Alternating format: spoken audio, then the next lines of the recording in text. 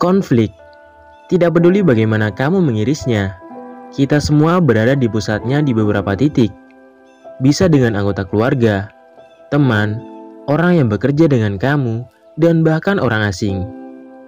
Tapi pernahkah kamu bertanya-tanya, mengapa konflik tertentu berkobar menjadi masalah besar, sementara yang lain gagal begitu saja?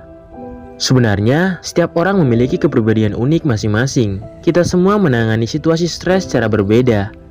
Ketika sampai pada konflik, kita cenderung mengabaikan perilaku tertentu yang mencerminkan gaya pribadi kita dalam menghadapinya. Jika kamu ingin mengenali konflik dengan lebih efektif dan menemukan solusi yang saling menguntungkan, penting untuk memahami gaya konflik kamu sendiri dan mengenali gaya orang lain. Jadi, mari selami dan cari tahu di mana kamu berdiri. Nomor 1. Menghindari. Beberapa orang memiliki keengganan yang kuat terhadap konflik dan lebih suka menghindarinya. Mereka mungkin meremehkan suatu masalah atau berpura-pura tidak ada masalah, alih-alih menghadapinya secara langsung. Sekarang, ada beberapa hal positif untuk menghindari konflik. Itu dapat mencegah pertengkaran terjadi dan membantu menjaga hubungan yang damai. Ini juga memberi orang waktu untuk memikirkan perasaan mereka dan menghasilkan tanggapan yang bijaksana. Tapi, ada beberapa kerugiannya juga. Menghindari konflik dapat berarti masalah tidak terselesaikan dan komunikasi terganggu, dan itu dapat merusak hubungan. Itu juga dapat menciptakan ketegangan dan membuat orang merasa tidak nyaman satu sama lain. Dan jangan lupa bahwa menghindari konflik berarti kehilangan kesempatan untuk belajar dan berkembang dari situasi sulit. Nomor 2. Mengakomodasi.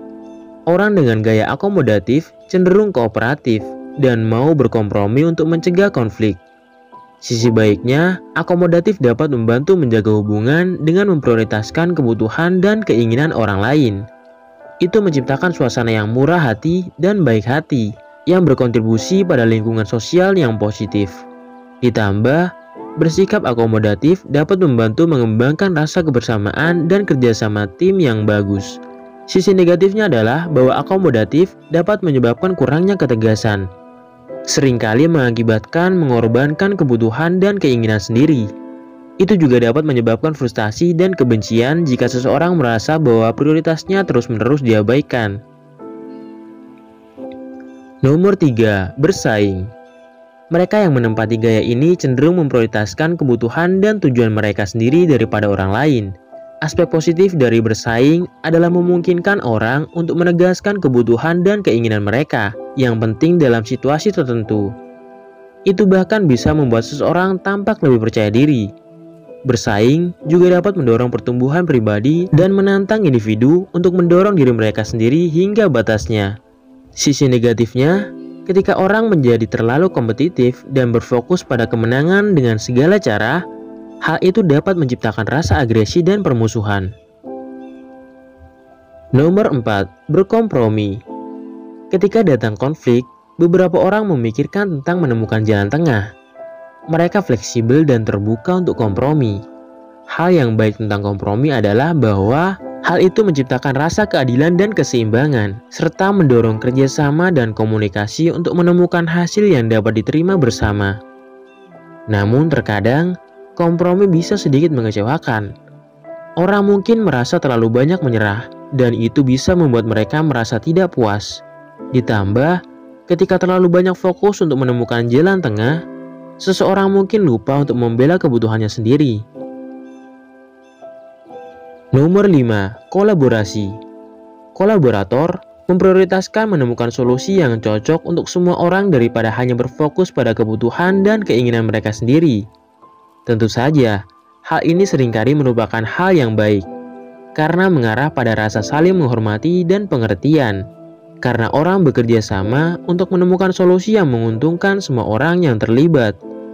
Itu juga dapat menumbuhkan kreativitas dan inovasi, karena mendorong pemikiran di luar kotak dan mempertimbangkan berbagai perspektif. Namun, jangan lupakan tantangan yang datang dari kolaborasi. Misalnya, jika ada kurangnya kepercayaan atau komunikasi, akan sulit untuk menemukan solusi yang win-win solution. Dan terkadang, agak memakan waktu untuk menghasilkan rencana yang sempurna. Mudah-mudahan kamu sekarang memiliki pemahaman yang lebih baik tentang diri kamu dan orang lain dalam hal menyelesaikan konflik. Penting untuk mengetahui apa gaya pendekatan kamu sehingga kamu dapat memastikan argumen kamu efektif dan produktif untuk semua orang yang terlibat. Dan meskipun terkadang pendekatan kamu mungkin berbenturan dengan pendekatan orang lain, bukan berarti kamu harus menyerah. Kedua belah pihak dapat bekerja sama untuk menemukan solusi yang membuat semua orang merasa dipahami dan puas.